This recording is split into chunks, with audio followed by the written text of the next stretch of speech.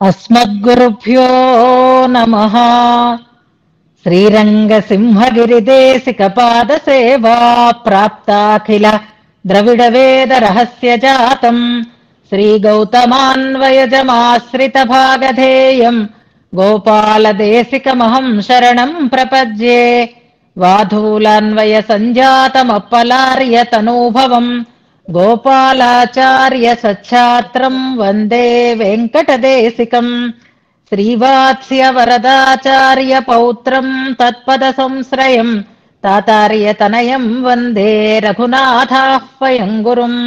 कास्यपान्वय सञ्जातम् नारायणपदाश्रितम् శ్రీమన్నారాయణం వందే ఇతి ఈశ్వరశ్రియాజుషం. సద్గ్రంథాధ్యయన సంగోష్ఠిని ఈనాటి వ్యాసంగానికి సాదరంగా ఆహ్వానిస్తూ కలిసి ప్రార్థన చేసుకుందాం. శ్రీపరాశర భట్టార్యః శ్రీరంగేశ పురోహితః శ్రీవత్సాంకసుత శ్రీమాన్ శ్రేయసే మేస్తు భూయసే. సప్త ప్రాకార మధ్యే సరసిజ ముకుళోద్భాసమానే విమానే కావేరీ మధ్యదేశే మృదుతర ఫణిరాడ్భోగ పర్యంక భాగే నిద్రాముద్రాభిరామం కటినికట శిరః పార్శ్వ విన్యస్త హస్తం పద్మాధాత్రీకరాభ్యాం పరిచిత చరణం రంగరాజం భజేహం. యద్బృందావన పండితం దధిరవైర్యత్తాండవం శిక్షితం యల్లక్ష్మీకర సౌఖ్య సాక్షి జలజ ప్రస్పర్ధమానర్థియత్ యద్భక్తేష్వజలస్థలజ్ఞమపి యద్దూచ్య ప్రసంగోత్సుకం తద్విష్ణోః పరమం పదం వహతు నః శ్రీరంగిణో మంగళం. శ్రీస్తనాభరణం తేజః శ్రీరంగే శయమాశ్రయే చింతామణిమివోద్వాంతం ఉత్సంగే అనంతభోగినః. ఈనాడు గోష్ఠికి స్వాగత వచనాలని తెలియచేస్తూ నిన్నటి పాఠ్యాంశాన్ని మననం చేసి మన ముందు ఉంచినటువంటి యశోదను మనసారా అభినందిస్తున్నాను. పెద్దవారైపోయారు అని అనిపించింది ఇవాళ. ఆ రాసుకోవడం చెప్పడం దాంట్లో మనస్సు ఉత్సాహంగా ఉన్నా కొంచెం ఆ కాగితాలు వెతుక్కోవడంలో ఉండేటటువంటి తడుబాటు పెద్ద వయస్సుకి సూచకం. మొదటి నుంచి ఈ రకమైనటువంటి వ్యాసంగంలో పండి ఉన్నటువంటి అదృష్టం ఆమెకి ఉంది. మంచి మంచి గ్రంథాలని సేవించటం, అనుసంధానం చేయటం, ఆచార్యులని ఆశ్రయించటం, చక్కటి నిష్ఠ కలిగి ఉండడం ఆహారాది విషయాలలో, అలాంటి కొన్ని మంచి లక్షణాలు కలిగినటువంటి వ్యక్తి యశోద. ఇప్పటికీ చక్కగా శ్రద్ధగా రెగ్యులర్గా ఈ గోష్ఠిలో అన్వయిస్తూ మనన తాంబూలాన్ని చక్కగా సమర్పిస్తూ అవకాశానుసారంగా ప్రతి గ్రంథంలోనూ మనం చెప్పుకున్నప్పుడు ఒక్కసారైనా మననం చేయటానికి సంసిద్ధపడుతూ తమకు ఉండేటటువంటి శ్రద్ధను వ్యక్తం చేస్తున్నారు. అలాగే శ్లోకానుసంధానం చక్కగా చేస్తారు. ఎప్పుడూ దోషాలు లేకుండా శ్లోకానుసంధానం చేస్తారు. ఇవాళ దీర్ఘ సమాసం ఉన్నటువంటి ఈ శ్లోకాన్ని కూడా చక్కగా పదాలు విరుచుకుంటూ స్పష్టంగా అనుసంధానం చేశారు. విషయాన్ని కూడా చాలా చక్కగా వివరణ చేశారు. కొంచెం వాటిని అటు ఇటు వెతుక్కోవడంలో ఒక చిన్న జాగు కలిగింది. అంతకు మించి ఆమె చేసినటువంటి ఈ మననంలో ఏది లోటు ఎంచటానికి లేదు. చక్కగా శ్రద్ధగా ఆదరంగా మరొక పర్యాయం రంగనాథుని అనుగ్రహాన్ని ఆశిస్తూ ఆచార్య కైంకర్య రూపంగా మనన తాంబూలాన్ని సమర్పించిన యశోదమ్మకు పరిపూర్ణమైనటువంటి ఆరోగ్యాన్ని అందిస్తూ హాయిగా నిశ్చింతగా ఇలాంటి వ్యాసంగంతో జీవనం సఫలం కావాలి, అలా ఆచార్యులు పెరుమాళ్ళు అనుగ్రహించాలి అని ప్రార్థిస్తూ మన వ్యాసంగాన్ని శ్లోకానుసంధానంతో ప్రారంభం చేసుకుందాం. 60వ శ్లోకం నుంచి. శ్రీవత్సచిహ్నమిశ్రేభ్యో నమ ఉక్తిమధీమహే యదుక్తయస్త్రయీ కంఠే యాంతి మంగళసూత్రతాం. శ్రీరంగాంతర్మందిరం దీప్రశేషం శ్రీభూమి తద్రమ్యజామాతృగర్భం పశ్యేమ శ్రీదివ్యమాణిక్యభూషా మంజూషాయాస్తుల్యమున్మీలితాయాః లీలాలతా కృపాణీ భృంగారపతద్గ్రహార్పితకరాగ్రాః ప్రోతావతంసితకుచాః పదాబ్జ సంవాహినీర్వయం స్తుమహే. ముకుళిత నళినాః సకౌముదీకాః ఇవ సునిసా విమలాధికా నవాపి శిరసి కృత నమస్యదేకహస్తాః ఇతరకరోచ్చల చామరాశ్రయేయం ఉత్ఫుల్ల పంకజ తటాకమివోపయాని శ్రీరంగరాజమిహ దక్షిణ సవ్యసీమ్నోః లక్ష్మీం విహారరసికామివ రాజహంసీం ఛాయామివాభ్యుదయినీం అవనీం చ తస్యాః పిబనయన పురస్తే రంగధుర్యాభిధానం స్థితమివ పరిపుల్లత్పుండరీకం తటాకం శ్రియమపి విహరంతీం రాజహంసీమివాస్మిన్ ప్రతిఫలనమివాస్యాః పశ్య విశ్వంభరాయాః సౌశల్యశీతలమవేల కృపాతరంగ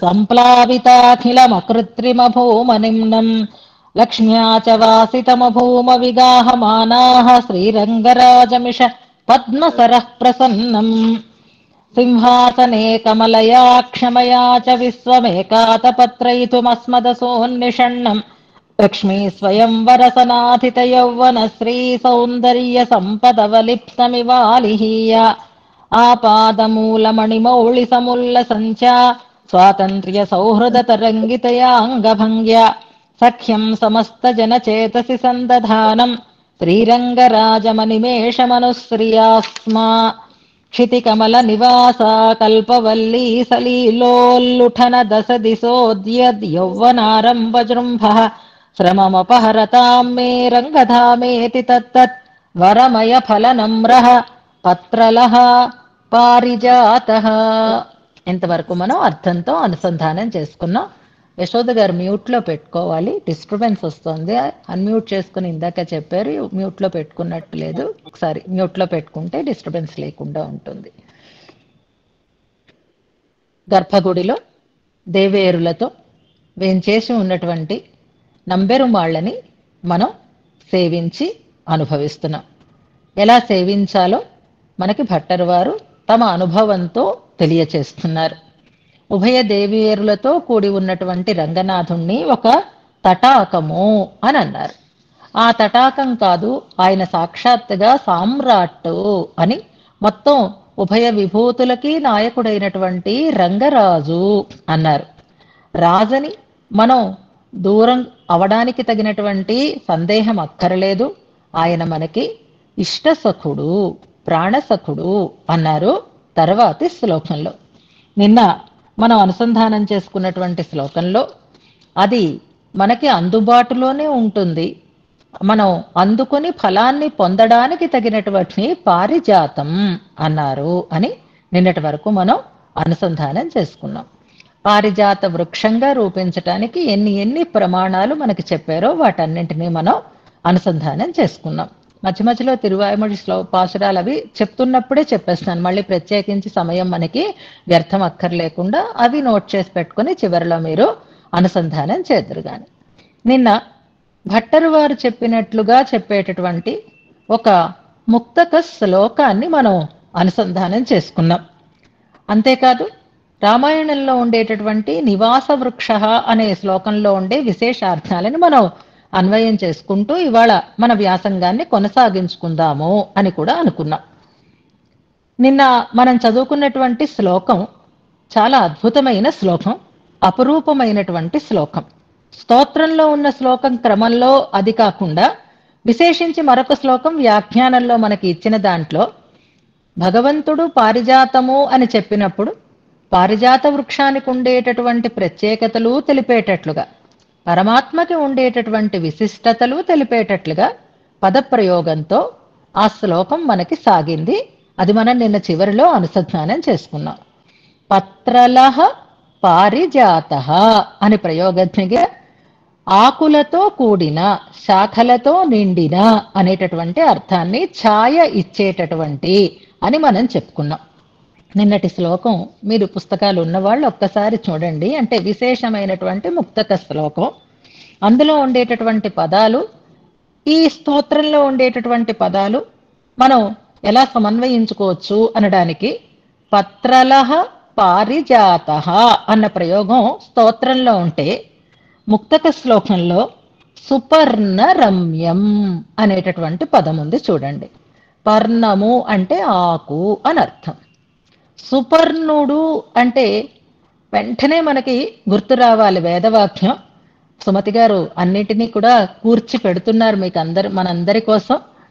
అవి ఇంకా ఇప్పటి నుంచి మనం డిస్ట్రిబ్యూట్ చేసుకోవద్దు. వాటిని ఇంకొంచెం శోధించుకొని వాటిని చక్కగా మనం ప్రశాంతంగా ఒకసారి క్లాస్ లాగా తీసుకుని చెప్పుకొని తర్వాత వాటిని మనం అందరికీ అందచేద్దాము అని నా సూచన. ఎందుకంటే శృతి వాక్యాల విషయంలో చాలా జాగరూకత ఉండాలి మనకి.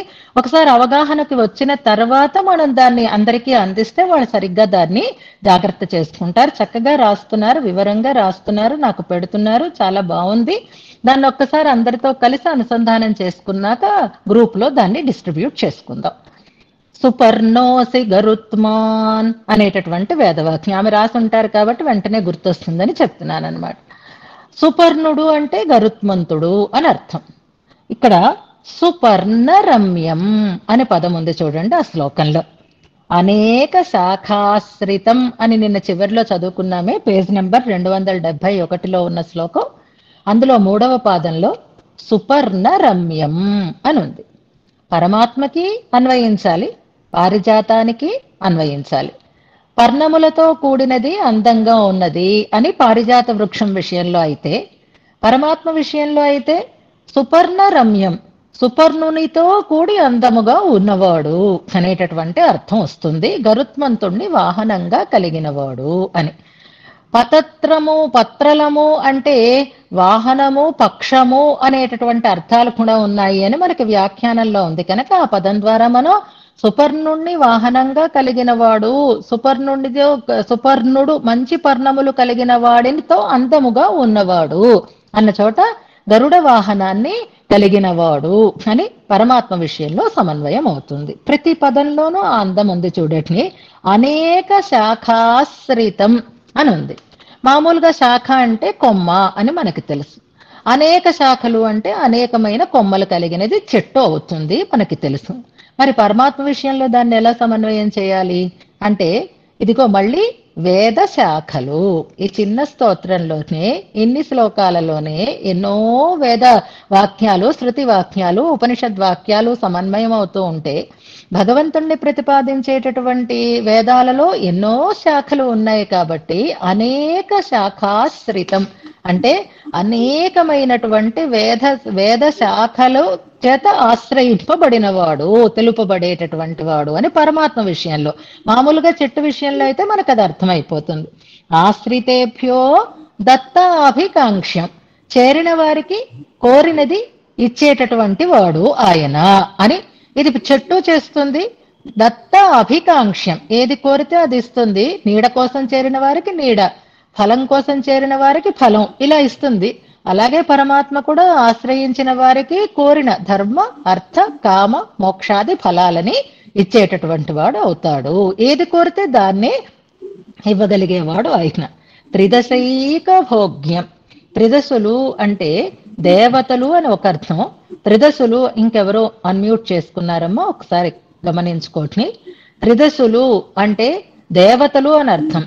త్రిదశులు అంటే నిత్యసూరులు అని అర్థం. త్రిదశైక భోగ్యం అన్నప్పుడు నిత్యసూరుల చేత అనుభవింపబడేవాడు అని పరమాత్మ విషయంలో అయితే చెప్పుకోవాలి.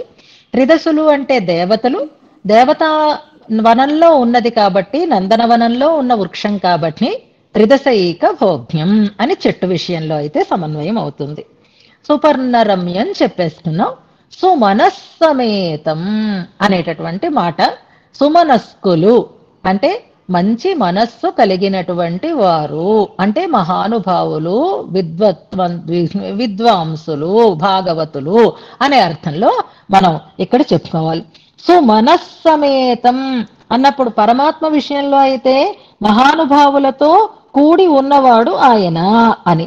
ఇక్కడ సుమనస్సులు అంటే దేవతలు అని కూడా ఇంకొక అర్థం ఉంటుంది కాబట్టి ఆ రకంగా నందనోద్యానవనం అని మనం సమాధానం చేసుకోవాలి. సురద్రుమం త్వాం, సురులకు ద్రుమం, సురద్రుమం అంటే దేవతాద్రుమమైనటువంటి గా నిన్ను సుధియః వదంతి అంటారు. అలాంటి ఒక అందమైనటువంటి పారిజాత వృక్షాన్ని మనం నిన్న సేవించాము. రంగనాథుణ్ణి గర్భాలయంలోని. అయితే ఆ ఉన్నది రంగధామ అని అన్నారు.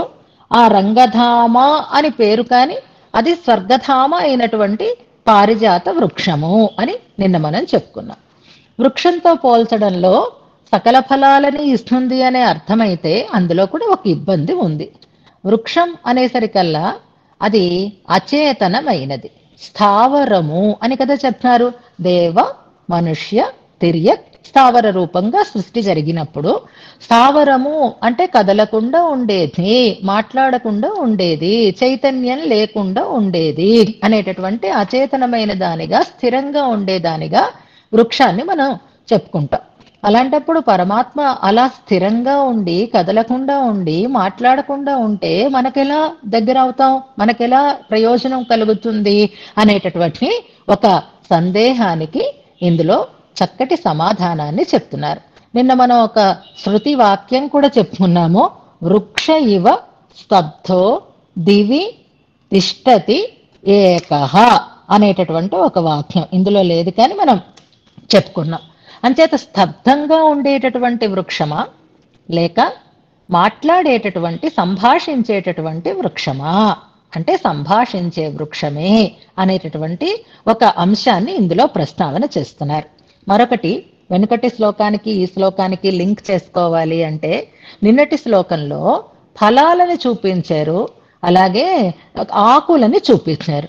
ఈ శ్లోకంలో చెట్టుకి పువ్వులు కూడా ఉండాలి కదా, బాగా విరగబూచినటువంటి చెట్టు అయితే ఇంకా రమణీయంగా కనిపిస్తుంది. కాబట్టి ఈ పారిజాత వృక్షానికి ఉండేటటువంటి పుష్పాలని కూడా మనకి తెలియచేస్తున్నారు. పరమాత్మలో ఆ పుష్పాలని మనం ఎలా సేవించాలి అనేదాన్ని ఇందులో చెప్తున్నారు.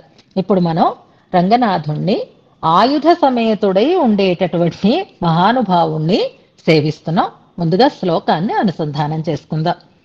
సంభాషమాణమివ సర్వవశం వదేన మందస్మితేన మధురేణ చ వీక్షణేన దివ్యాస్త్ర పుష్పిత చతుర్భుజమచ్యుదారం రంగాస్పదం మమ శుభాశ్రయమాశ్రయాణి. చాలా సులభమైనటువంటి శ్లోకం. నిన్నను మనం ఒక శ్లోకాన్ని చదువుకోలేకపోయాం, ఎక్కువ ప్రమాణాలు ఉండడం చేత. మనకి నిన్నటి శ్లోకంలో యవ్వనారంభ జృంభ అనేటటువంటి ఒక ప్రయోగం వచ్చింది. యశోద గారు చదివారు కనుక చక్కగా తప్పులు లేకుండా అనుసంధానం చేశారు. ఇదే పదప్రయోగం మనకి వరదరాజస్తవంలో శ్రీ కూరత్తాళ్వాన్ చేశారు. ఆ శ్లోకం ఇవాళ అనుసంధానం చేసుకుందాము. రంభాస్తంభాః అనేటటువంటి శ్లోకం నంబర్ అది మీరు చూసి సిద్ధంగా ఉండండి. చివరిలో అనుసంధానం చేతురు గాని అందులో యవ్వనారంభ జృంభ అనేటటువంటి పదప్రయోగం ఆ శ్లోకంలో కూడా కనిపిస్తుంది. ఈ యవ్వనం అతిశయించి ప్రకాశించటం అమ్మవార్ల యొక్క సాన్నిధ్యం వల్ల అని మనం చెప్పుకున్నాము. అక్కడ స్వామి యొక్క ఊరువులను వర్ణిస్తూ దివ్యమంగళ విగ్రహంలో ఇదే పదప్రయోగం మనకి ఆ శ్లోకంలో కనిపిస్తుంది. 56 అని పెడుతున్నారు, దాన్ని నోట్ చేసి పెట్టుకోండి. ఇక ఇవాళ మాట్లాడుతున్నాడు స్వామి అనంటే ఆళ్వార్లందరి అనుభవంలోనూ కూడా పరమాత్మ అర్చారూపుడై కనిపిస్తూ ఉంటాడు. అలా ఉండేటటువంటి స్వామి తమతో మాట్లాడితే బాగుండును అనే ఆశని వ్యక్తం చేస్తారు. అలాగే నమ్మాళ్వార్లు కూడా ఒక పాసురంలో చెప్పారు, సోది వాయి తిరందు అనేటటువంటి మాట. అర్చావతారంలో అసలు మాట్లాడకూడదు అనేటటువంటి నియమం కనుక ఒక్కసారి ఈ మూర్తి తన నోరు తెరిచి మాట్లాడితే బాగుండును అనే ఆళ్వార్ల అనుభవంలో ఉండే ఒక పాసురాన్ని మనకి చెప్తున్నారు తిరువాయుమొழிలో 9:2:1. ఇది కూడా నోట్ చేసి పెట్టుకోండి. తిరువాయుమొழிలో వ్యాఖ్యానంలో మళ్ళీ 2 పాసురాలను మనకి చెప్తున్నారు. అవి 3:10:1, 8:9:1. అన్ని తిరువాయుమొழிలలోనూ మొదటి పాసురమే మనం ఇవాళ అనుసంధానం చేయబోతున్నాం అన్నమాట. 9:10:9:2:1, మరొక పాసురం 3:10:1, మరొక పాసురం 8:9:1 అని మనకి ఇచ్చారు. దాంతో పాటుగా మనం వరదరాజస్తవంలో ఉండేటటువంటి శ్లోకాన్ని కూడా చివరిలో అనుసంధానం చేసుకోబోతున్నాం. ఇక ఇందులో క్రియాపదం ఆశ్రయాణి అనేది క్రియాపదం. చక్కగా శ్లోకానికి చివరిలోనే ఉంది. ఆశ్రయాణి, ఆశ్రయిస్తాను అంటున్నారు. అంటే దగ్గరికి చేరుతున్నారనమాట. సేవిస్తాను, అనుభవిస్తాను, దాస్యం చేస్తాను, ఇలాంటి ప్రయోగాలలో ఇవాళ ఆశ్రయాణి, ఆశ్రయిస్తాను అంటున్నారు. ఎలా ఆశ్రయిస్తాను అంటే శుభాశ్రయం ఆశ్రయామి, నాకు మమ నాకు శుభాశ్రయం, మంచి చోటుగా, నేను చేరదగినటువంటి చోటుగా, నాకు కళ్యాణకరమైనటువంటి మంగళకరమైనటువంటి ఆశ్రయభూతుడైనటువంటి స్వామిని ఆశ్రయాణి, సేవిస్తాను అని అంటున్నారు. ఆయన ఎక్కడున్నాడండి అంటే రంగాస్పదం అనే పదం ఉంది చూసారా. రంగము ఆస్పదముగా కలిగినవాడు. ఆస్పదము అంటే ఆవాసము అన్నట్లుగా, నిలయము అని అర్థం. రంగ నిలయం అని అన్నట్లుగా రంగాస్పదం అనేటటువంటి పదప్రయోగం చేస్తున్నారు.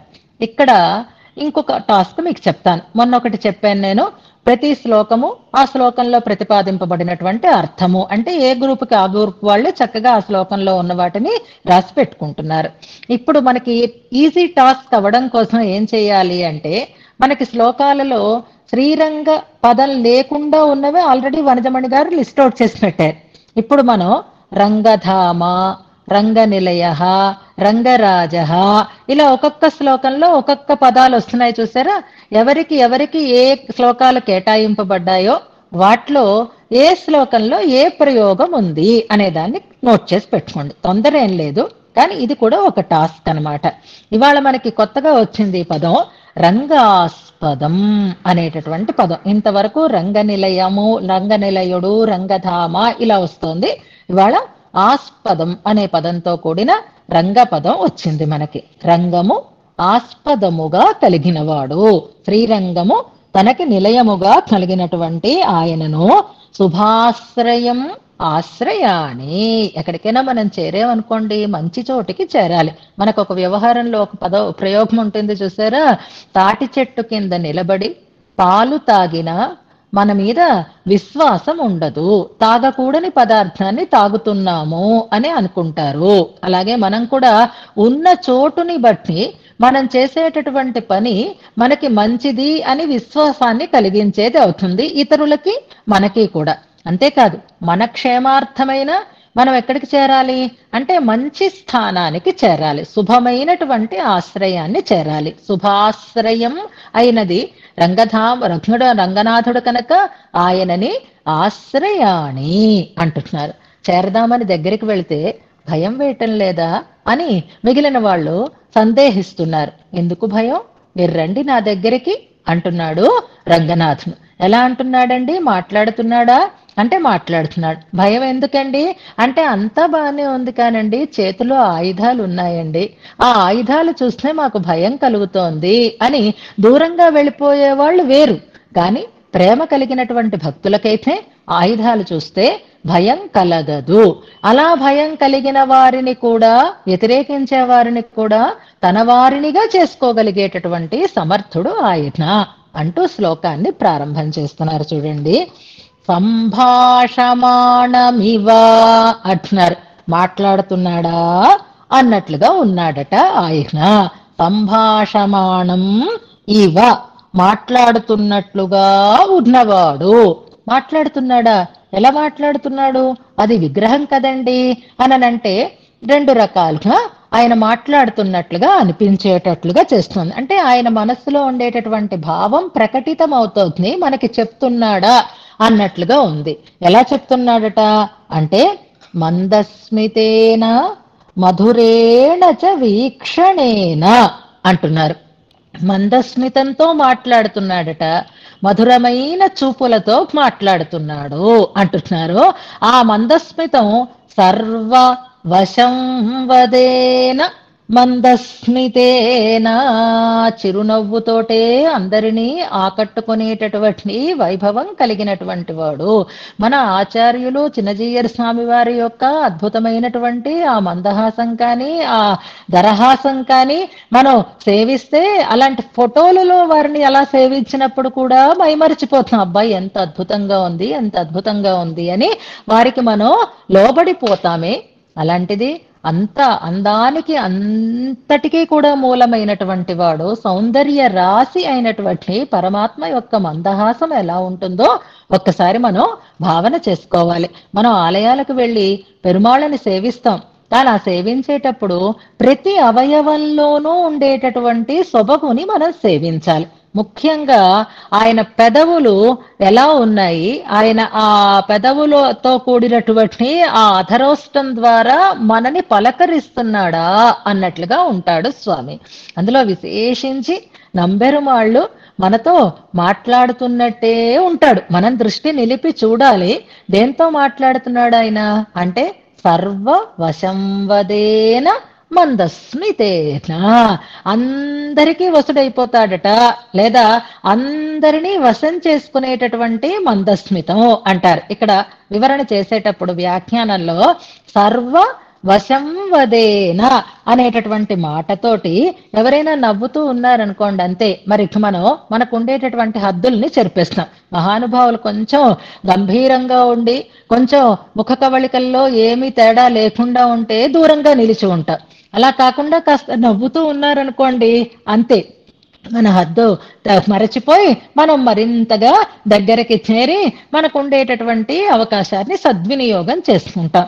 అలా నవ్వుతున్నాడు స్వామి అంటే మనకి ఆయన వశపడిపోతున్నాడు అనమాట. సర్వవశంవదుడు అవుతుంది. సర్వవశంవదము ఆ మందస్మితము అని నారాయణ శబ్దానికి 2 విభక్తులు చెప్తున్నారు. ఇందులో చాలా మంది మంత్రార్థాన్ని విన్నవారే, సేవించిన వారే కాబట్టి ఒక్కసారి గుర్తు తెచ్చుకోండి. నారాయణుడు అంటే తత్పురుష సమాసము చెప్తారు, బహువ్రీహి సమాసము అని కూడా మనం అనుకుంటున్నాం. నారములు అయనముగా కలవాడు అంటే బహువ్రీహి, నారములకు అయనమైన వాడు అంటే తత్పురుష అని చెప్తాం. అలాగే ఇక్కడ సర్వవశంవదేన అనేటటువంటి ఈ పదంతో అందరికీ తనని అందరికీ సులభమైనటువంటి మందహాసం అంటే అందరికీ ఆయన మందహాసంతోటే స్వాగతిస్తాడు. అందరూ పొందడానికి తగినటువంటి మందవాసం అంటారు. సర్వవశంవదమైన మందహాసం, నన్ను చూసి నవ్వాడు, నన్ను చూసి నవ్వాడు అని అందరికీ అందుకోవడానికి వీలైనటువంటి మందహాసం కలిగినవాడు అని ఒక అర్థం కాదు. అందరినీ వశం చేసుకునేటటువంటి మందహాసం కలిగిన వాడు అని అర్థం. మనని ఆయన ఆకట్టుకోవాలి అంటే, మనని తన వైపు ఆయన తిప్పుకోవాలి అంటే మందహాసంతో చనని లాగేస్తాడనమాట. మనని వశంవదులునిగా చేసుకునేటటువంటి మందహాసం కలిగిన వాడు అని. ఆ మందహాసంతో ఆయన మాట్లాడుతున్నాడా అన్నట్లుగా ఉన్నాడట.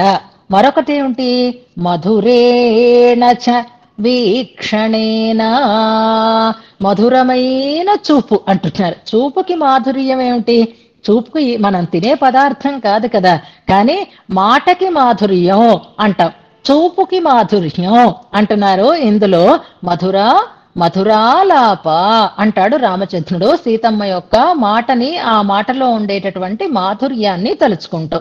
ఇక్కడ మధురేణచ వీక్షణేనా, మంచిగా అనిపించేటటువంటి వీక్షణంతో అంటున్నారు. ఆ స్వామి యొక్క ఆ కటాక్ష వీక్షణాన్ని మనం ఇలా అనుభవించాలన్నమాట. ఆయన దగ్గరికి వెళితే అబ్బా ఎంత హాయిగా చూస్తున్నాడు అని అనిపించాలి, ఎంత చక్కగా నవ్వుతున్నాడు అని అనిపించాలి. ఆ నవ్వు మనని ఆకట్టుకునేటటువంటి నవ్వు, ఆ చూపు మనకి శాంతిని కలిగించేటటువంటి చూపు కొర చూస్తూ ఉంటారు చూసారా. కొంతమంది ఎంత కోపంగా చూస్తారో, నిజానికి వాళ్ళకి మనకి ఏమీ సంబంధం ఉండదు, అయినా సరే మనని తినేస్తారా మింగేస్తారా అన్నట్లుగా కొంతమంది చూపులు ఉంటాయి. కొంతమంది అయితే వెక్కిరిస్తున్నట్లుగా చూస్తూ ఉంటారు, కొంతమంది అయితే వెటకారం చేస్తున్నట్లుగా చూస్తూ ఉంటారు, కొంతమంది అయితే తక్కువ చేస్తున్నట్లుగా చూస్తూ ఉంటారు, కొంతమంది అయితే కల్పితమైనటువంటి అతిశయాన్ని కలిగిస్తూ ప్రేమ ఒలకపోస్తున్నట్లుగా చూస్తూ ఉంటారు. కానీ స్వామి చూపు ఎలా ఉందిట అంటే మధురేణ, మనలో మంచి భావనని కలిగించేది అవుతుంది, శాంతిని కలిగించేటటువంటి చూపులతోటి ఆయన మనతో మాట్లాడుతున్నాడా అన్నట్లుగా ఉన్నాడట. అలా ఉన్నటువంటి ఆయనని ఒకసారి పామూలాగ్రం సేవిస్తే నిన్నను మనం చెట్టని చెప్పుకుంటున్నాం కదా, ఇప్పుడు మళ్ళీ ఆయనని భగవంతునిగా విగ్రహంగా అధ్యారూపంగా ఎందుకు అనుకోవడం, ఇప్పుడు చెట్టుగానే అనుకుంటున్నాం. ఎందుకంటే అత్యుదారం అంటున్నారు, చాలా ఔదార్యం కలిగిన వాడు. ఔదార్యం అంటే చెట్టు, నిన్న చెప్పుకున్నాం కదా, ఏదైనా తనకు ఉండేటటువంటి సర్వస్వాన్ని దానం చేసేదే అవుతుంది, మనకి ఉపయోగపడేటట్లుగా అందించేదే అవుతుంది వృక్షం. అందుకే ఇప్పుడు ఈ రంబెరుమాళ్ళు కూడా దివ్య అస్త్ర పుష్పిత చతుర్భుజం, 4 భుజాలు ఉన్నాయి ఆయనకి. నిన్న మనకి భుజాలు కనపడ్డాయా అంటే ఏమో అమ్మలు ఆలింగనం చేసుకుని ఉన్నారు, తీగలు చుట్టుకొని ఉన్నారు అని అన్నారు. ప్రహర్షయంతం మహిషీం మహాభుజం అనే ప్రయోగం జ్ఞాపకం చేసుకుందాం మనం. ఆళ్వందార్ స్తోత్రంలో ఉండేటటువంటి ప్రయోగం ఇది. ఆ తర్వాత శ్లోకంలోనే అర్థకల్పకం అని కూడా ప్రయోగిస్తున్నారు. ఈ 2 శ్లోకాలు ఒకసారి జ్ఞాపకం చేసుకోండి. ప్రహర్షయంతం మహిషీం మహాభుజం అన్నారు. అందులో మహాభుజుడు అవుతున్నాడు అంటే ఆ ఆలింగనం వల్ల ఆ కొమ్మలు వికసిస్తే వ్యాపిస్తే ఎలా ఉంటాయో అలా ఉన్నాయి స్వామి యొక్క చతుర్భుజములు. 4 భుజాలు కాదు, ఆయనకి సహస్ర భుజములు కలిగిన వాడు ఆయన. అలా అన్ని వైపులా విస్తరించి ఉన్నాయి భుజాలు, మంచి యవ్వన శోభని సంతరించుకొని ఉన్నాయి. ఇప్పుడు ఆ భుజాల మీద బాగా చక్కగా కొమ్మలు విస్తరించి ఉంటే ఆ కొమ్మలు పూచేయా అన్నట్లుగా ఉన్నాయి. మనం అన్నీ చూడలేం, 4 భుజాలనే చూద్దాము. నంబెరుమాళ్ళకి 4 భుజాలతోటే మనకి దర్శనం ఇస్తాడు కాబట్టి 4 భుజాలు కూడా దివ్య అస్త్ర పుష్పిత అంటున్నారు. అపూర్వ నానా రసభావ నిర్భర అని శ్లోకం పెడుతున్నారు. Very good. ఇప్పుడు దివ్య అస్త్రములు, స్వామి తాను ధరించినటువంటి అస్త్రములతోటి పుష్పించినట్టుగా ఉన్నాయిట చతుర్భుజములు. ఇది ఒక అద్భుతమైన భావన చూడండి. స్వామి నంబెరుమాళ్ళు 3 భుజాలతోటి ఆయుధాలని ధరించి ఉంటాడు, కానీ 4 భుజాలతోటి ఆయుధాన్ని ధరించి ఉన్నాడు అని చెప్తున్నారు ఇందులో. నంబెరుమాళ్ల చేతిలో మామూలుగా కామన్ గా మనకి శంఖం చక్రం ఈ 2 మంచిగానే ఉంటాయి. చక్రం కూడా ఎలాంటి చక్రాన్ని ధరించి ఉంటాడు, ఆ చక్రం కూడా ఇలా ప్రయోగ చక్రమా లేకపోతే మామూలుగా ఉన్న చక్రమా అనేది కూడా జ్ఞాపకం చేసుకోండి. ఫోటోలు చూడకుండా జ్ఞాపకం చేసుకోండి. రంగనాథుడిని ఇప్పటికి ఎన్నో పర్యాయాలు మీరు సేవించి ఉంటారు కాబట్టి ఆ స్థితిని ఒక్కసారి జ్ఞాపకం చేసుకుంటే, అస్త్ర పుష్పితం అన్నప్పుడు 2 చేతులలో శంఖం చక్రం ఉన్నాయి, చక్కగా పువ్వులు ఇలాగా పైకి వికసించినట్లుగా భుజాలు ఉన్నాయి అని అనుకుందాం. మరొక చేతితో గద పట్టుకొని ఉంటాడు ఆయన. గద పంచ ఆయుధాలలో 3 ఆయుధాలు మనకి కనిపిస్తున్నాయి. Very good. ప్రయోగ చక్రం నంబెరుమాళ్ళు చేతిలో ఉంటుంది. ఇంకా ముందు కూడా మనకి ఆ వివరాలు వస్తాయి. అలా అది కాకుండా ఒక చేత్తో ఆయన అభయముద్రని అందిస్తూ ఉంటాడు. అంటే ఒక చేతిలో అక్కడ మనకి ఆయుధం కనిపించలేదు, కానీ మనకు భట్టర్ వారు ఏం చెప్తున్నారు, దివ్యాస్త్ర పుష్పిత చతుర్భుజం, 4 చేతులతోటి ఆయుధాలు పట్టుకొని ఉన్నాడు. 4 చేతులలోనూ పుష్పాలలాగా ఆయుధాలు కనిపిస్తూ ఉన్నాయి అని అనటంలో అభయముద్రని మించినటువంటి ఆయుధం మరొకటి లేదు. అభయముద్ర కూడా మనకి నిర్భయాన్ని కలిగిస్తుంది కాబట్టి అది కూడా ఆయుధం లాంటిదే అని భావన చేసుకోవచ్చు. లేదా ఆయన చేతులన్నీ ఆయుధాలు ధరించటానికి సంసిద్ధంగా ఉన్నవే. మనం చెవులకో ముక్కుకో మెడలోనో ఆభరణాలు పెట్టుకోకపోయినా రోజు పెట్టుకునేటటువంటి అలవాటు ఉంటే అక్కడ దానికి తగినటువంటి ఆ ముద్ర పడి ఉంటుంది. నామం పెట్టుకున్నప్పుడు కూడా నామం మనం పెట్టుకోకపోయినా అక్కడ ఆ గుర్తు ఎలా పడుతుందో స్వామి నిత్యము ఆయుధాలు ధరించి ఉంటాడు అనడానికి ఆ చేతులలో ఆ ఆయుధాలు అలాగ ప్రకాశమానంగా కనిపిస్తూనే ఉన్నాయా అంటారు. అంతకంటే కూడా అందమైన సమన్వయ అభయముద్రని మించిన ఆయుధం మరొకటి లేదు అంటారు. నంబెరుమాళ్ళు 2 చేతులలో శంఖాన్ని చక్రాన్ని ధరించి ఉంటాడు. ఒక చేతితో గదని ధరించి ఉంటాడు, ఒక చేతితో అభయముద్రని కలిగి ఉంటాడు. అలాంటి అద్భుతమైనటువంటి సన్నివేశాన్ని చూపిస్తూ అత్యుదారం, ఆ చేతులలో ధరించినటువంటి ఆయుధాలు బరువైనవి కాదు, చాలా సులభమైనవి అని చెప్తూ, ఆ పువ్వులు ఎలాగైతే కొమ్మకున్న పువ్వులు ఎలాగైతే మనం చక్కగా నిండుగా పూలతో ఉన్నటువంటి కొమ్మ ఎంత అందంగా అనిపిస్తుందో, అవసరమైతే ఆ పువ్వులు కోసుకొని మనం తలలో ఎలా పెట్టుకోగలుగుతామో, స్వామి పట్ల ప్రీతి కలిగిన ఆశ్రితులైనటువంటి వారికి ఆయుధాలు ఎప్పుడూ కూడా భయాన్ని కలిగించేవి కాదు. ఆనందంగా ఆయుధాలని కూడా అనుభవించాలన్నట్లుగా దరి చేరటానికి వీలుగా ఉండేటటువంటి వైభవం కలిగినవి అని మనకిక్కడ దివ్యాస్త్ర పుష్పిత చతుర్భుజం అనడంలో ఎందుకు 4 చేతులనే స్పష్టంగా చెప్తున్నారు అంటే 4 పురుషార్థాలు ఇస్తారు అని ఆయన అన్నాడు కాబట్టి, 4 మనం కోరేవి అని ఆయన కేటగరైజ్ చేశాడు కాబట్టి, చతుర్నాం పురుషార్థానాం దాత కాబట్టి చతుర్భుజ, 4 చేతులుంటే 4 ఒకేసారి ఎవరు ఏది అడిగితే వారికి అందించటానికి అవకాశంగా ఉంటుందని 4 భుజాలు ధరించి ఉన్నాడా అని చమత్కారంగా చెప్తున్నారు. ఆ 4 భుజాలతోటి ఆయుధాలని ధరించి ఉన్నాడు కాబట్టి ఆయన అచ్యుదారం అంటున్నారు. అచ్యుదారం అన్న పదంలోనే అడిగిన దానికంటే ఎక్కువే ఇస్తాడండి. ఎంత ఔదార్యమో ఎంత ఔదార్యమో అని, ఇది చాలా అద్భుతమైనటువంటి ఒక గుణం స్వామిలో.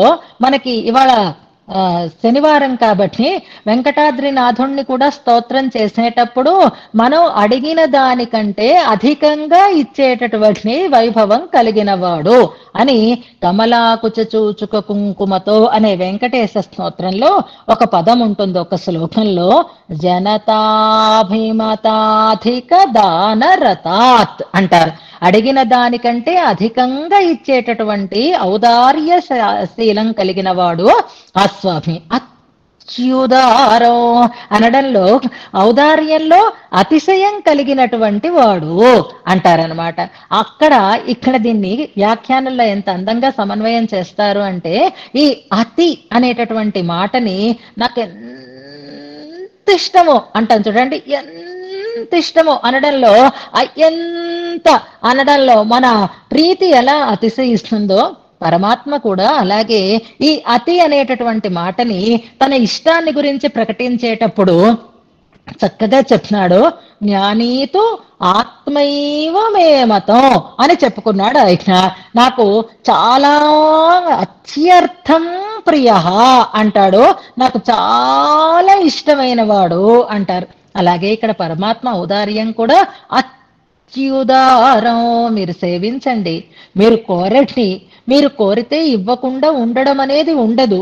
మీరు అడిగిన దానికంటే అధికంగా ఇచ్చేటటువంటి వైభవం కలిగినటువంటి వాడు ఆయన. అలాంటి ఆ స్వామిని శుభాశ్రయం రంగాస్పదం ఆశ్రయాన్ని, శుభాశ్రయంగా నేను ఆశ్రయిస్తాను, నాకది మంగళకరమైనటువంటి చోటుగా నేను ఆశ్రయిస్తాను అంటున్నారు ఈ శ్లోకంలో. ఇక్కడ మనం 2 అంశాలని విశేషించి చెప్పుకోవాలి. ఒకటి, ఆయన వృక్షము అది పూచినటువంటి కొమ్మలతో కూడినటువంటి వృక్షము అని అంటున్నారు. అంతేకాదు ఆయన అందరినీ వశం చేసుకునేటటువంటి మందస్మితాన్ని కలిగి ఉన్నాడు, మంచి చూపులని కలిగి ఉంటున్నాడు. ఆ చూపులు కానీ ఆ మందస్మితం కానీ మనతో మాట్లాడుతున్నాడా అన్నట్లుగా ఉంది అంటారు. దీన్ని మళ్ళీ తర్వాతి శ్లోకంలో కూడా మనకి విశదీకరిస్తారు. పారిజాతం అనే మాట మళ్ళీ తర్వాతి శ్లోకంలో కూడా మనకి వస్తుంది. ఇక్కడ ఆయన మధురేణ చ వీక్షణేన అన్నప్పుడు ఒక ప్రమాణాన్ని చెప్పుకుందాము. అలాగే మనకి మందస్మితేన అన్నప్పుడు రామాయణంలో ఒక ప్రమాణాన్ని జ్ఞాపకం చేసుకుందాం. ఇది వివరించుకోవాల్సిన అవసరం లేదు. మనకి రాముడి యొక్క వైభవాన్ని గురించి చెప్తూ స్మిత పూర్వాభిభాషీచ పూర్వభాషీచ రాఘవ అనే ప్రయోగం గుర్తుపెట్టుకుందాం. నవ్వుతూ మాట్లాడతాడనమాట. ముందు నవ్వు, తర్వాత మాట. స్మిత పూర్వ అభిభాషి అంటారు రామచంద్ర స్వామిని. మరి రంగనాథుడు కూడా అలాగే తన మందస్మితంతో అందరినీ వశంవదులనిగా చేసుకుంటున్నాడు. అంటే అందరినీ అని అనడంలో మన స్వభావము, స్వామి స్వభావము ఈ రెండు తేటతెల్లం అవుతున్నాయి. మన బుద్ధి ఎలాంటిది అంటే ఇవాళ చాలా మంది ఒకరితో ఒకరు సఖ్యంగా ఉండలేకపోవటానికి కారణమైనటువంటి స్వాతంత్ర్యమే.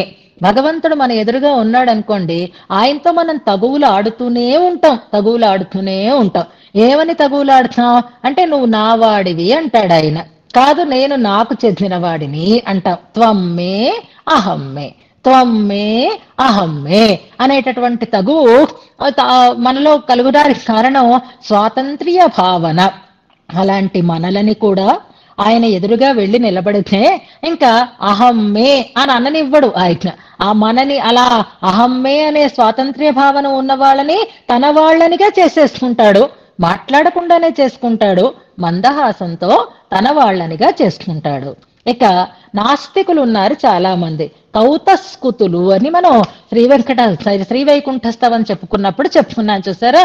కుతః కుతః కుతః ఎందుకలా అని ప్రశ్నిస్తూ ఉంటారే, అలా పిచ్చి ప్రశ్నలు వేసి అర్థం చేసుకోకుండా తత్వజ్ఞానం లేకుండా మేం భగవంతుణ్ణి నమ్మము అనేటటువంటి వారు కూడా నంబెరుమాళ్ళని సేవిస్తే నంబెరుమాళ్ళు వాళ్ళని ఎలా వశం చేసుకుంటాడట?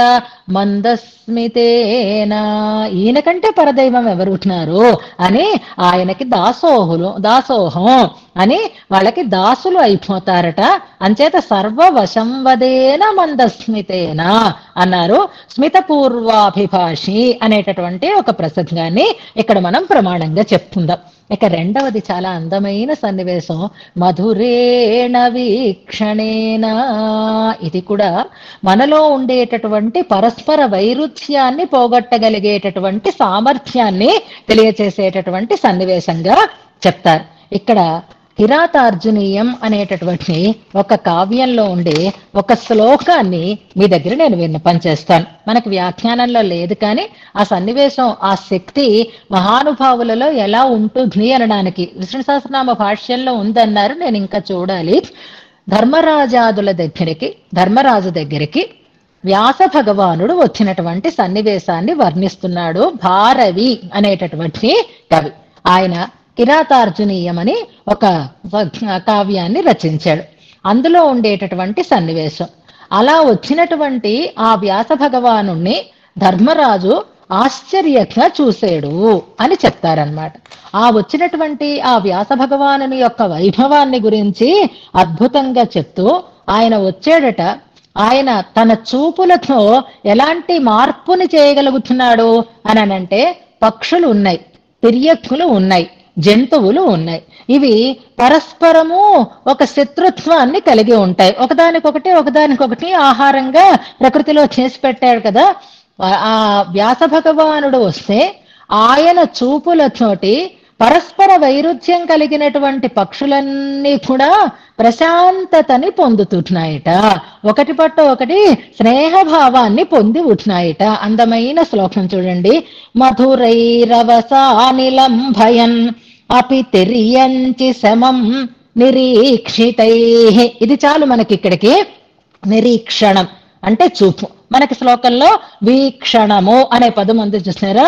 మధురై నిరీక్షితై అనే ప్రయోగం ఉంది కాబట్టి ఇక్కడ మనం దాన్ని సమన్వయం చేసుకుంటున్నాం. మధురమైన చూపులు అని అక్కడ కూడా ప్రయోగించారు. ఎవరివి?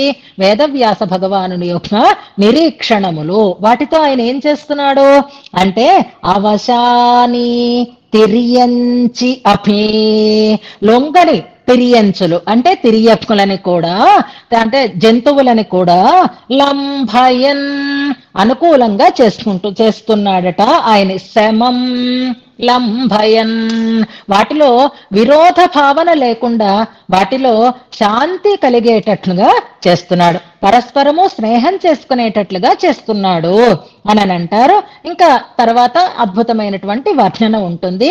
మధురై నిరీక్షణై అన్నటువంటి మాటకి ఈ ప్రయోగాన్ని మనం ఇక్కడ సమన్వయం చేసుకుంటే, మహర్షులైనటువంటి మహామునులైనటువంటి మహనీయులకే అలాంటి శక్తి ఉంటే ఇక పరమాత్మ యొక్క నిరీక్షణ అన్ని గురించి వేరే చెప్పాల్సిన అవసరం లేదు. ఆయన సన్నిధిలోకి వెళితే మనలో వైరుధ్యం అనేదే లేకుండా ఉంటుంది. అలా మనతో మాట్లాడుతున్నాడా అన్నట్లుగా ఉన్నాడు అని అంటూ అత్యుదారం అనేటటువంటి ప్రయోగంలో నిన్న మనం చెప్పుకున్నటువంటి నివాస వృక్ష సాధూనాం అనేటటువంటి శ్లోకం దగ్గరికి వచ్చాం. నిన్న రామాయణంలో ఆ శ్లోకాన్ని చక్కగా స్పష్టంగానే అనుసంధానం చేశారు. ఈ సన్నివేశం రామాయణంలో కిష్కింధాకాండలో ఉండేటటువంటి సన్నివేశం. తార వాలితో మాట్లాడుతూ ఉండేటటువంటి సన్నివేశం. జాగ్రత్తగా వినండి.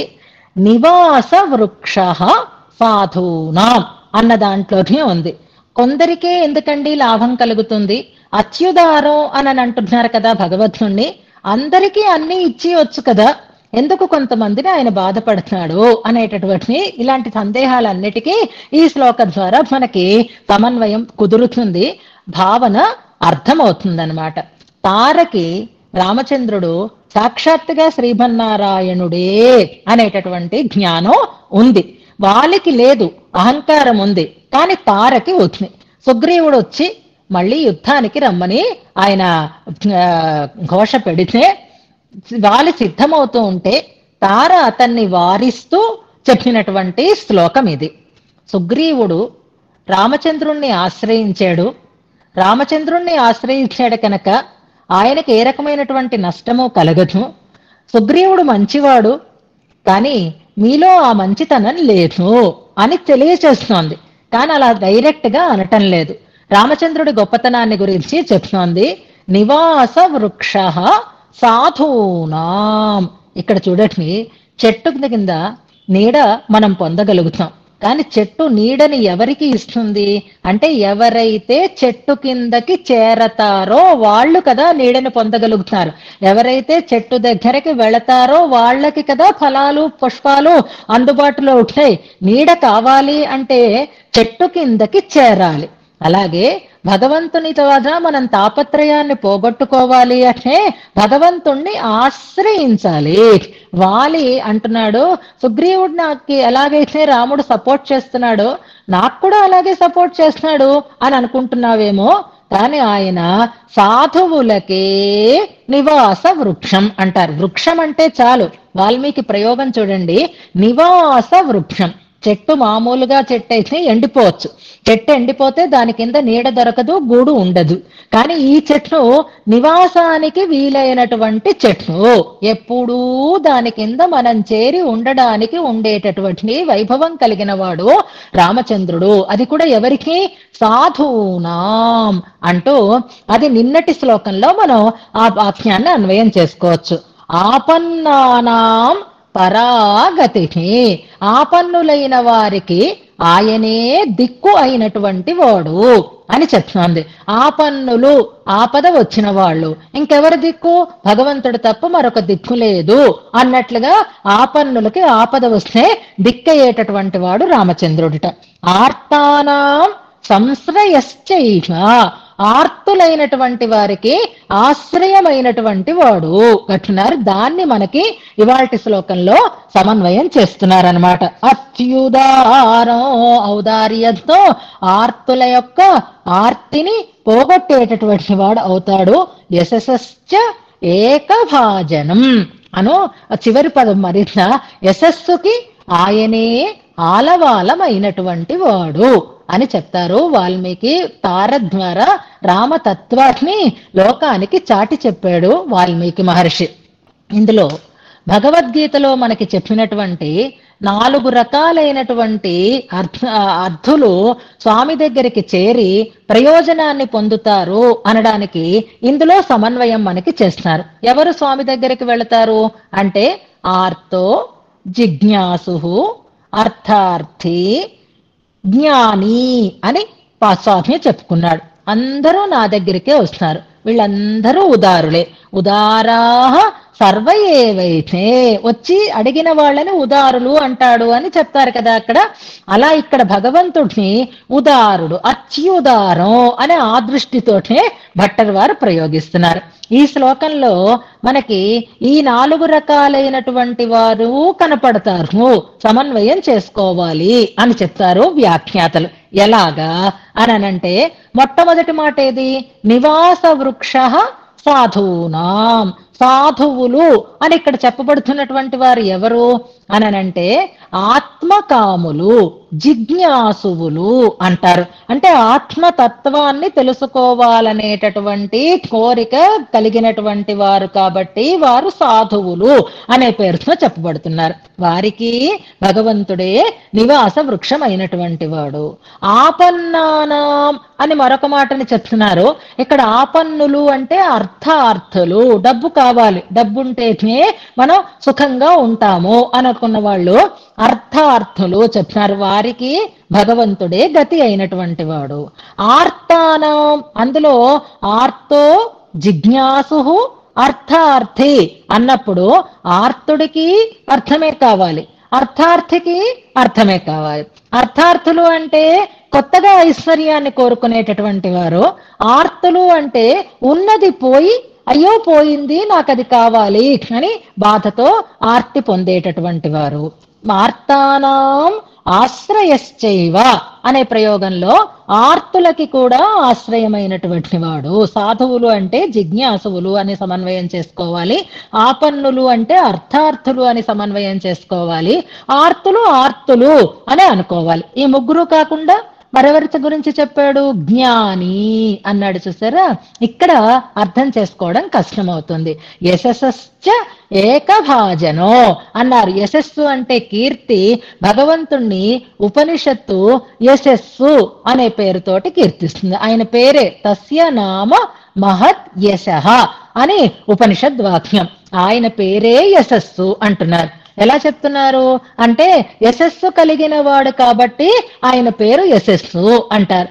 ఆ యశః ఆ పేరుతో ఎవరిని చెప్పాలి అంటే జ్ఞాని. జ్ఞానీతు ఆత్మైవ మే మతం అన్నాడు కనుక పరమాత్మ నాకు ఆత్మ అయిన వాడు జ్ఞాని అంటే ఆత్మ ఆధారం కాబట్టి యశస్సు అనే మాట జ్ఞానికి మనం పెట్టుకుంటే అది కలిగినటువంటి వాడు పరమాత్మ అని యశస్స ఏకభాజనో, జ్ఞానులకి ఆశ్రయమైనటువంటి వాడు అని ఈ నలుగురికి కూడా చేరదగినటువంటి చోటు ఏది అంటే భగవత్తత్వము అని తార అంతర్లీనంగా సాక్షాత్తుగా ఈయన పరమాత్మ, విరోధం పెట్టుకోకు అని స్పష్టం చేస్తుంది. అలాంటి అద్భుతమైనటువంటి సన్నివేశంలో మొదటి పాదంలో ఉండే సమన్వయం నిన్న పత్రలహ పారిజాతః అన్న చోట చెప్పారు.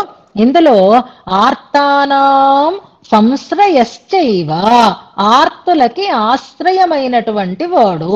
దివ్యాస్త్ర పుష్పిత చతుర్భుజం, ఆ ఆయుధాలే మన విరోధులని అంతం చేస్తాయి.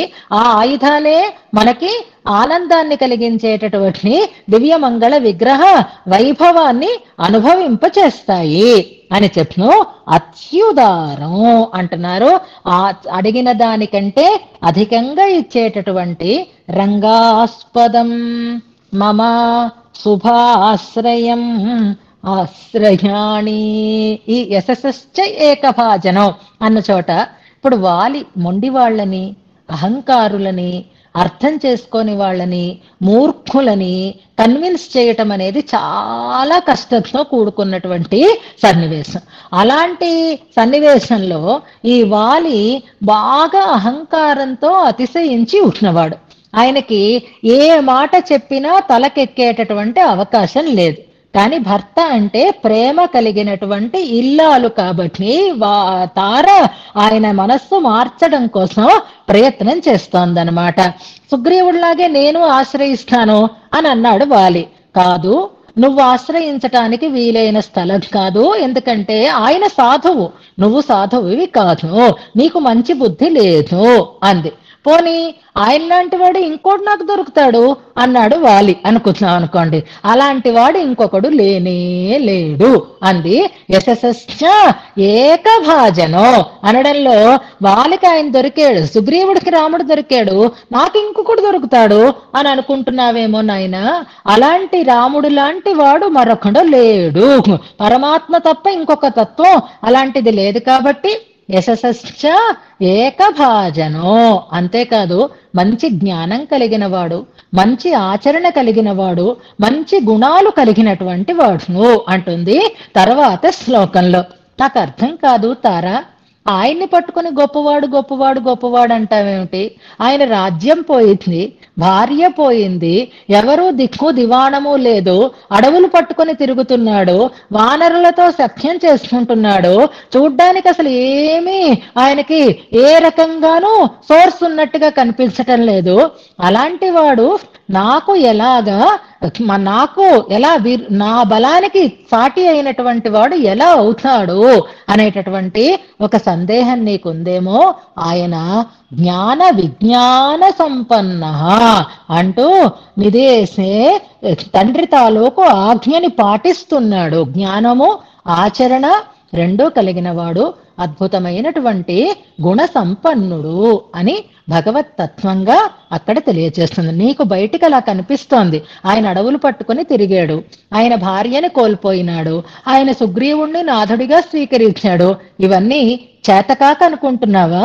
కాదు సుమా, ఆయనలో ఉండేటటువంటి గుణాలు ఆ రకంగా ప్రకాశిస్తున్నాయి. ఆయనకి అన్ని రకాలైనటువంటి శక్తులు ఉన్న సద్గుణ సంపన్నుడు కనుక ఆయన ఆ రకంగా తన గుణ ప్రకాశం చేస్తున్నాడు తప్ప చేతకానివాడు కాదు అని చెప్తుంది. అలాగే ఇక్కడ కూడా అత్యుదారం, ఆ ఔదార్యం స్వామి యొక్క ఈ రకమైనటువంటి చేతలలోనే కనిపిస్తుంది. ఆయన భుజములు వేరు ఆయుధములు వేరు అని అనుకోకండి, భుజములే ఆయుధములుగా ప్రకాశిస్తున్నాయా అన్నట్లుగా. అంటే విడదీయడానికి వీలైన ఆయుధములు అని అనుకోవచ్చు, విడదీయడానికి వీలు కానట్లుగా ఉన్నటువంటి ఆయుధములని కలిగి ఉన్నవాడు, మనకి సర్వకామములను అందించటం కోసమే సంసిద్ధంగా ఉన్నవాడు. పదండి, చేరండి, ఆశ్రయించండి, అంతకంటే శుభమైనటువంటి ఆశ్రయం మరొకటి లేదు అంటూ మమ శుభాశ్రయం ఆశ్రయాణి అంటూ నంబెరుమాళ్ళని ఆశ్రయిస్తున్నారు భట్టర్ వారు ఈ శ్లోకంలో. దీనికి ఆళ్వార్ల అనుభవంలో అస్త్రాలని ధరించి ఉంటే స్వామి చేతులు పూచిన కొమ్మలలా ఉంటాయి అని నంబిళ్ళయ్య వారు 2 చోట్ల చేసినటువంటి వ్యాఖ్యానాన్ని మనకి ఈ వ్యాఖ్యానంలో అందిస్తున్నారు. ఒక్కసారి ఆ పంక్తులు చదువుకొని తర్వాత శ్లోకాన్ని మనం ఉపదేశాత్మకంగా అనుసంధానం చేసుకుందాం. అక్కడ 2 పాసురాలలో ఉండేటటువంటి ఒక వ్యాఖ్యానం మనకి చెప్తున్నారు. అందులో మొదటి పాసురం మనకి 3, 10, 1 పాసురం మీరు చదువుతున్నారు. తర్వాత సెన్మం పలపల సెయ్దు అనేటటువంటి పాసురం. అందులో ఆయుధధారి అయినటువంటి పరమాత్మని వర్ణించారు ఆళ్వార్లు.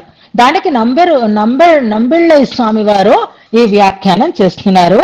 ఒరు కల్పకత్తరు పణయిత్తు కణుత్తోరుం అరుంబినా పోలే ఆయిత్తు.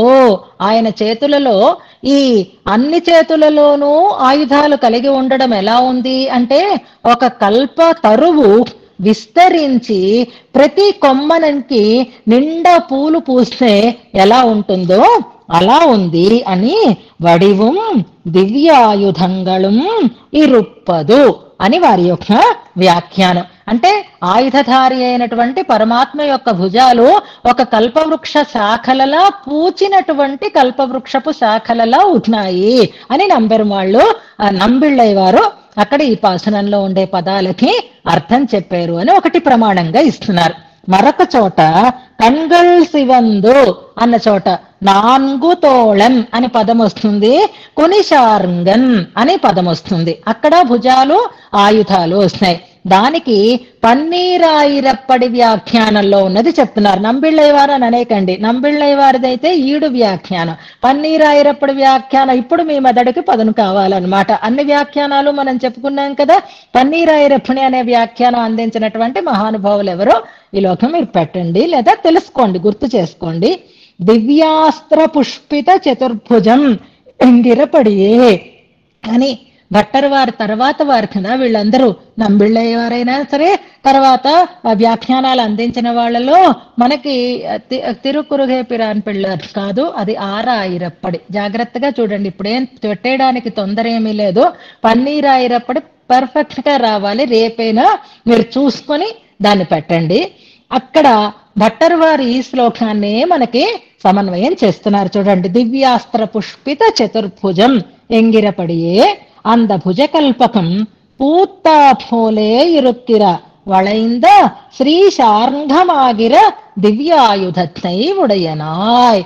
ఆ భుజము పూచిందా అన్నట్లుగా ఉన్నటువంటి శార్ంగం అనే ఆయుధాన్ని ధరించిన వాడు అని మహానుభావులందరూ కూడా తర్వాత భట్టర్ వారి ఈ భావాన్నే మనకి సమన్వయం చేశారు అని రెండు ప్రమాణాలని, వ్యాఖ్యానాలలో ఉండేటటువంటి ప్రమాణాలని ఇందులో అందించారు. చూసారా, ఆ మహానుభావుల దగ్గర మనం ఎంత అల్పులమో. మనకి ఎన్నోసార్లు ప్రాక్టీస్ చేసినటువంటి ఒక సన్నివేశం కూడా గబగబా చెప్పడానికి తగినటువంటి అవకాశం లేక తడుముకుంటున్నాం.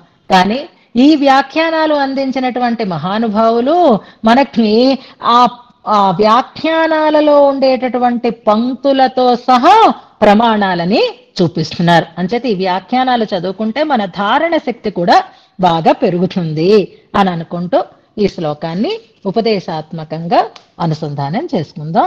యశోద గారు. సంభాషమాణమివ